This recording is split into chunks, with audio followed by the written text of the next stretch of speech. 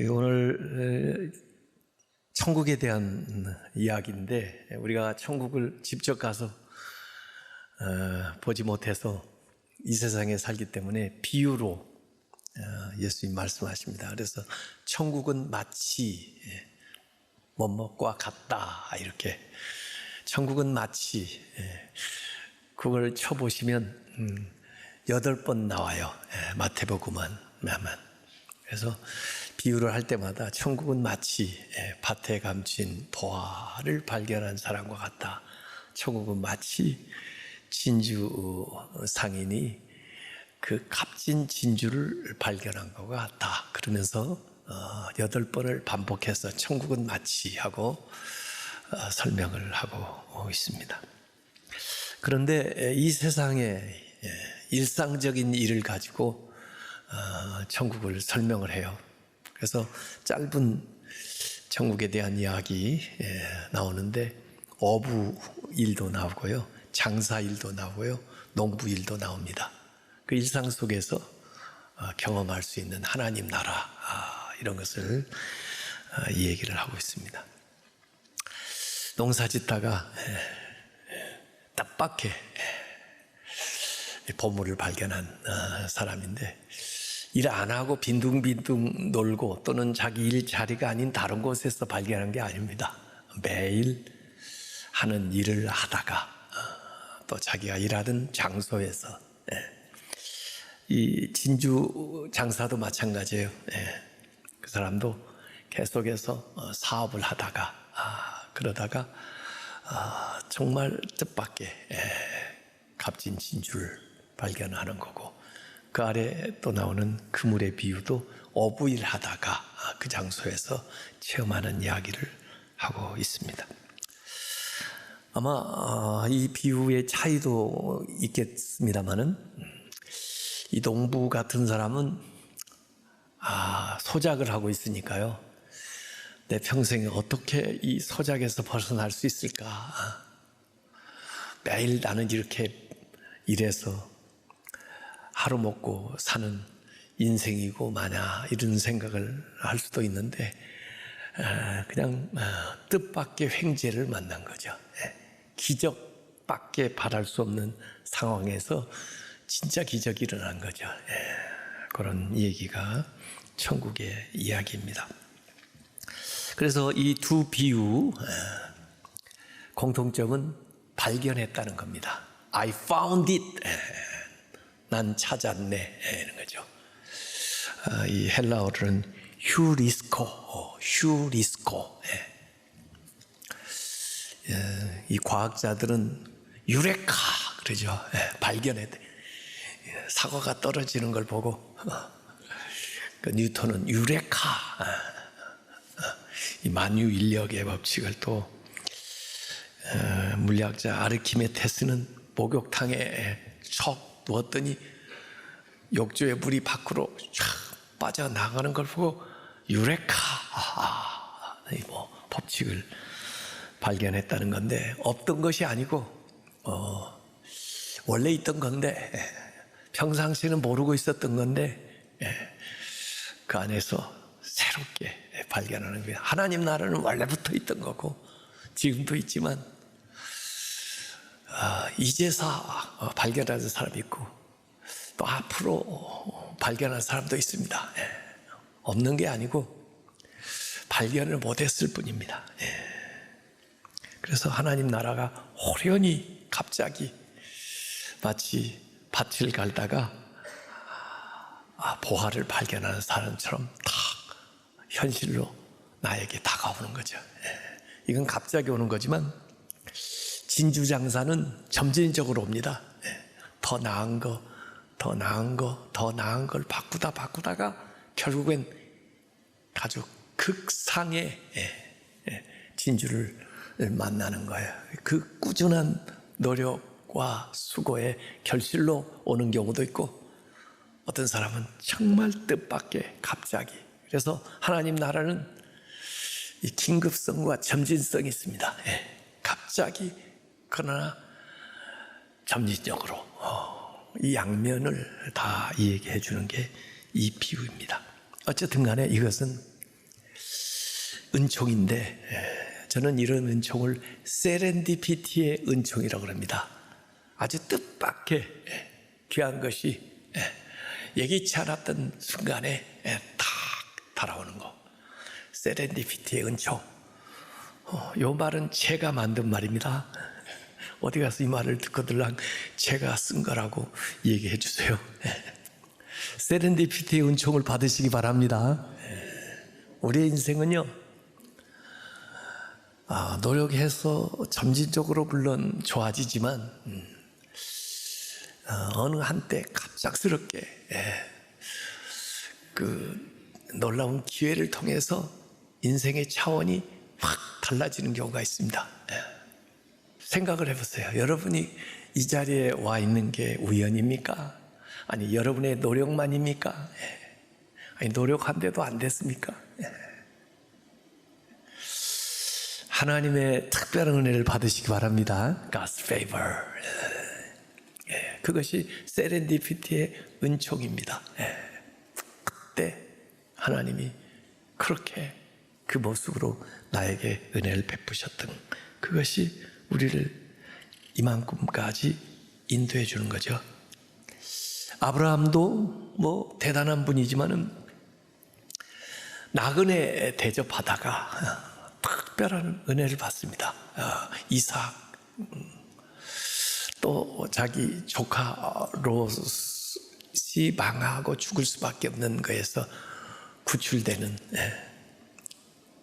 그런 실마리가, 리브가라는 여자의 인생에 보면은요, 어느 날 항상 하는 일이지만은 물길로 갔다가 어떤 낯선 사람 물 좀 달라고 그럴 때 물 한 바가지 대접했던 게 그 여자의 인생을 완전히 바꿔버렸습니다.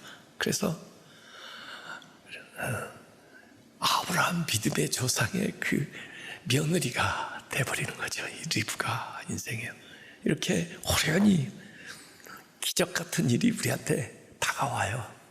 그래서 이 농부는 늘 그냥 자기 밭도 아니지만은 일해야 먹고 사니까 가서 일하는데 왜 이렇게 돌짝밭인지 농사지야 참 힘들어요. 돌을 골라내는 것도 힘들어요.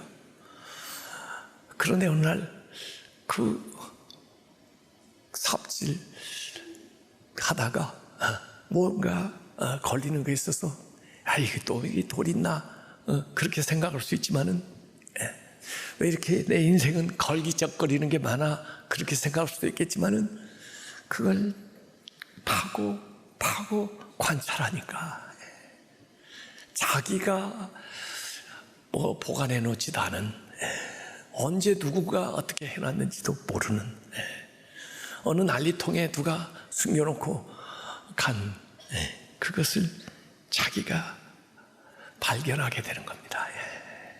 이게 참 인간이라는 게요, 그렇게 되는 거예요. 더구나 이 가치에 대한 인식, 귀한 걸 귀하게 볼 수 있는 눈도 대단히 좋은 겁니다. 그 안목이 있다고 그런 거예요. 귀한 걸 하찮게 보는 사람이 있고요, 하찮은 것 같은 데에서 귀한 걸 발견해내는 사람이 있습니다. 이 천국은요 이렇게 감춰져 있어요. 그래서 어떤 사람들은 그걸 하찮게 여깁니다. 근데 어떤 사람은 그걸 발견해요. 그걸 보는 눈이 있는 거예요. 그래서 어찌 보면요, 이 두 가지의 비유는요, 근로소득이라기보다는 투자소득입니다. 투자하는 거예요. 농사 열심히 지어서 소출 얻는 거야 근로소득이죠. 그런데 그렇게만 하질 않아. 이 사람은요, 이 자기 가진 걸 다 팔아서 이 보물을, 밭에서야 농사지어서 곡식을 거두는 것이 이치인데 그 밭에서 보물을 캐내요.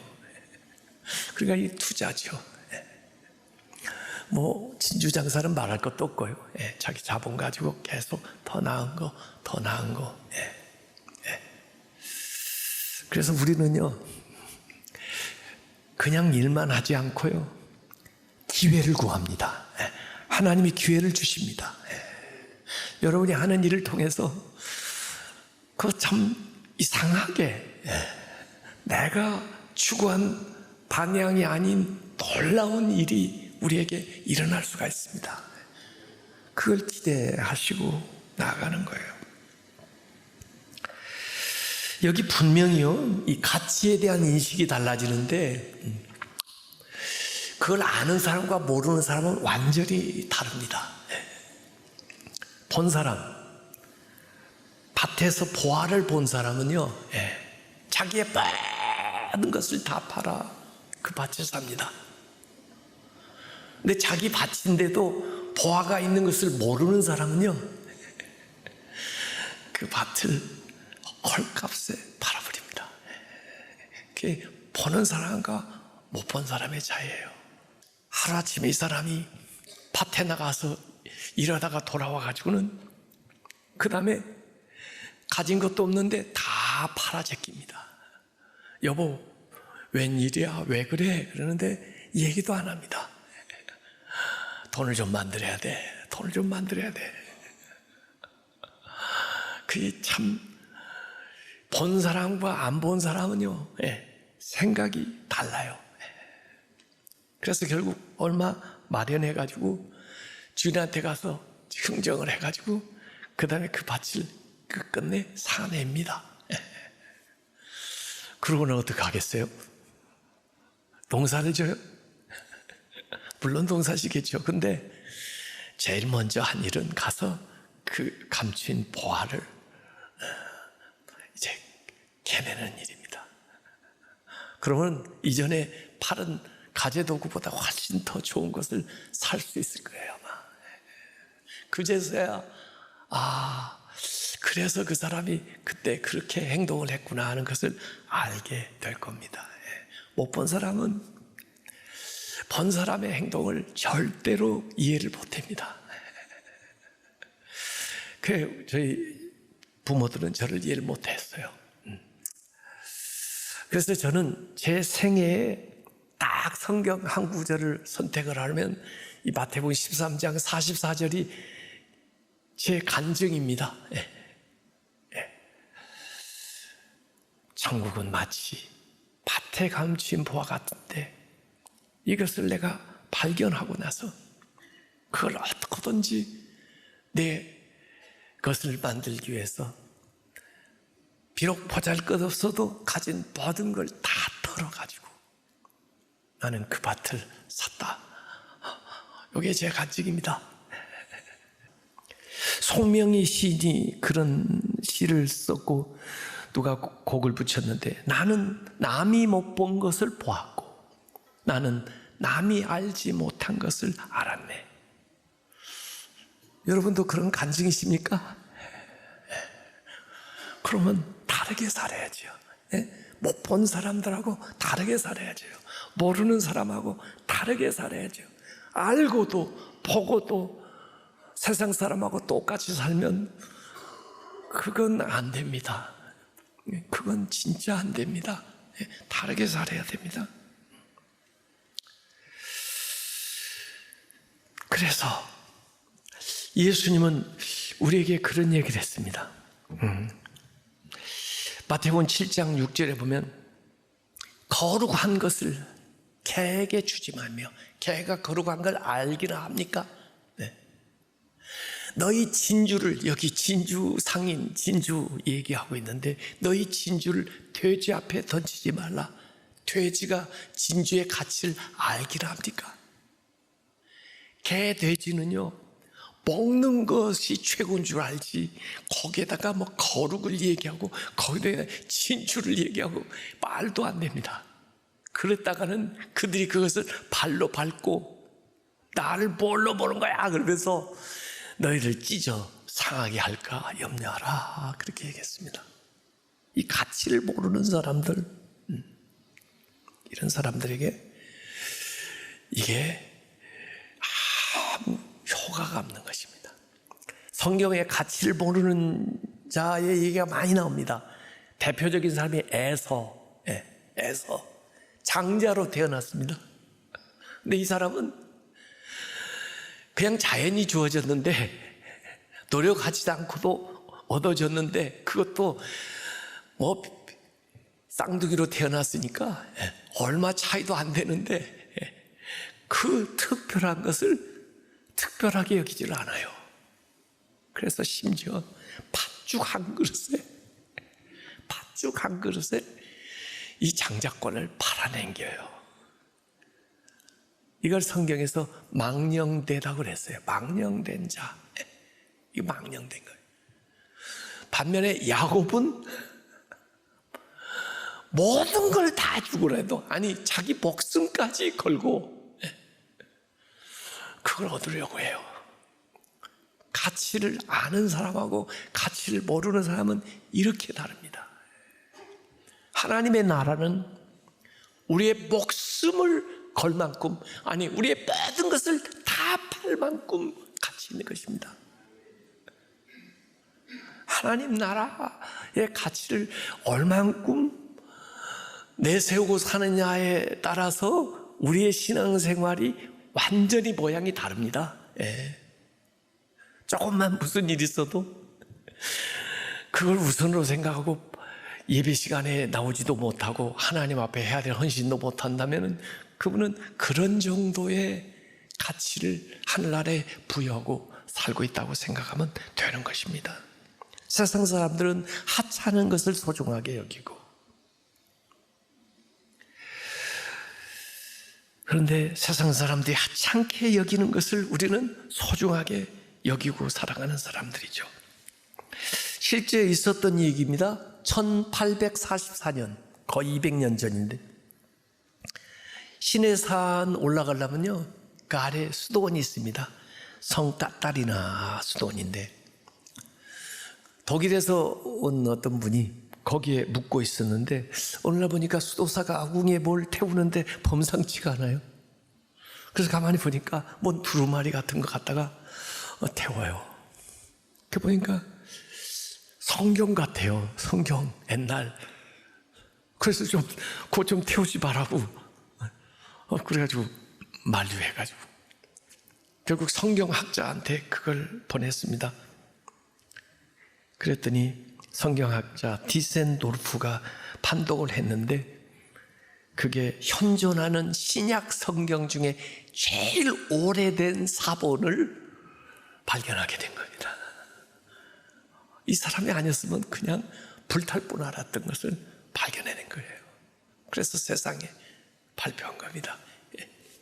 이 성경 오리지널은 없죠. 거기에서 사본이 쭉 나오는 필사한 건데, 그래도 원본에 가장 가까운 곳으로 갈수록 귀한 건데, 그 사회 사본이 그렇게 신의 사본, 이건 신의 사본이라고 합니다. 사회에서도 그렇게 발견한 적이 있는데, 그건 사회 사본이라고 그러고 이건 신의 사본이라고 그러는데, 그런 겁니다. 다 팔아 산다 그랬습니다. 다 판다. 자기 소유를 다 판다. 대가 없이 값진 걸 얻을 수 없습니다. 세상을 팔아서 믿음을 사는 겁니다. 다 팔아 믿음을 사는 겁니다. 반면에 믿음을 팔아 세상을 살면 안 되겠죠. 그럼 배신하는 거죠. 그래서 내가 얼마나 뭘 팔았나, 이걸 한번 생각해 보면 돼요. 뭘 팔았나? 내가 예수 믿고 나서 뭘 희생했나? 뭘 포기했나? 뭘 내려놓았나? 예수님 부자 청년이 찾아온 적이 있습니다. 그래서 그 사람도 예수님의 말씀에 가치를 부여했으니까 찾아와서 질문도 하고, 그리고 또 예수님도 그를 사랑하셔서 이 얘기를 하시는데, 그게 누가복음 18장 22절 말씀이에요. 예수님이 그 말을 다 들으시고 네가 아직도 한 가지 부족한 거 있다. 그러면서 네가 온전해지려고 하면은 너에게 있는 것을 다 팔아. 이 다 판다는 게 아까 농부 진주장사 이 얘기 똑같아요. 다 팔아.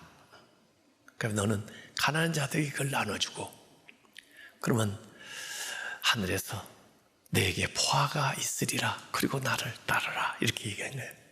다 팔면 하늘나라 보화를 사게 되는 거예요. 더 값진 진주를 얻게 되는 거예요. 그게 지금 비유 아닙니까? 그런데 이 사람은 애석하게도 자기가 가진 것이 더 커 보인 거예요. 그래서 근심이 되지만은, 망설이지만은 결국 예수님을 따르지 못하고 돌아갔습니다. 그래서 이 가치를 보는 눈도 참 중요한데 거기에 대한 결단이 있어야 돼요. 그게 포기하고 내려놓고 값을 지불하는 결단이 필요한 거죠. 이 부자 청년은 그렇게 돌아갔지만은 나중에 바나바, 초대교회 그 바나바는 자기의 밭을 다 팔아 사도들 앞에 놓고, 그리고 전적으로 하나님 나라 위해서 인생을 살아갔다고 성경에 기록이 되어 있습니다. 그래서 이렇게 살게 되면은 이전에 생각하지 못했던 놀라운 축복과 은혜에게 우리에게 이루어진다. 더 좋은 것을 가지게 된다. 하나님 나라에 비할 바가 아니다. 이런 얘기를 하는 것이 오늘 두 가지 비유의 결론입니다. 그런데요, 사실 이 비유는요, 하나님 나라에 대한 이 비유는요, 예수님의 자서전이기도 합니다. 예수님 얘기예요. 그러면 이 비유를 어떻게 읽어야 됩니까? 우리는 지금 하나님 나라가 예수님이 밭에 감추인 보화고 값진 진주다 이렇게 하고 읽었지만은, 이게 예수님의 자서전이라 하고 읽으면은 어떻게 됩니까? 우리가 밭에 감추어진 보화고 우리가 값진 진주예요. 그것을 사기 위해서 예수님이 자신을 다 드린 거예요. 그것이 십자가예요.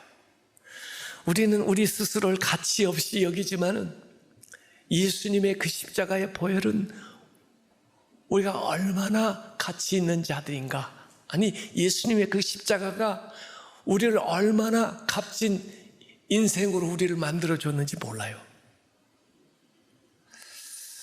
그래서 우리 스스로는 주님 앞에 이렇게 생각을 해야 돼요. 내가 주님께는 정말 다른 사람은 몰라도 주님은 밭에 감춘 보화로 나를 보시는 거야.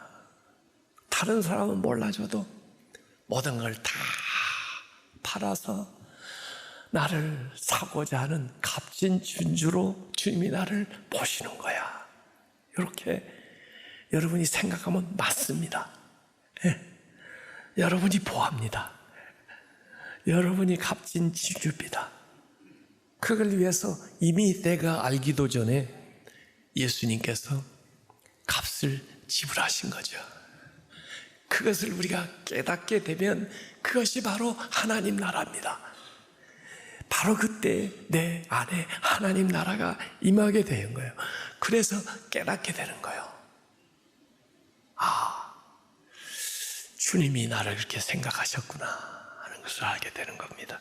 그래서 서로 통하는 거예요. 주님은, 하나님은 나에게 값진 보화고, 감춰진 보화고 진주 같은 분이십니다. 이렇게 고백하면서 주님이 우리에게 먼저 보여주셨던 것과 같이 통하게 될 때 놀라운 세계가 이루어지게 되는 것입니다.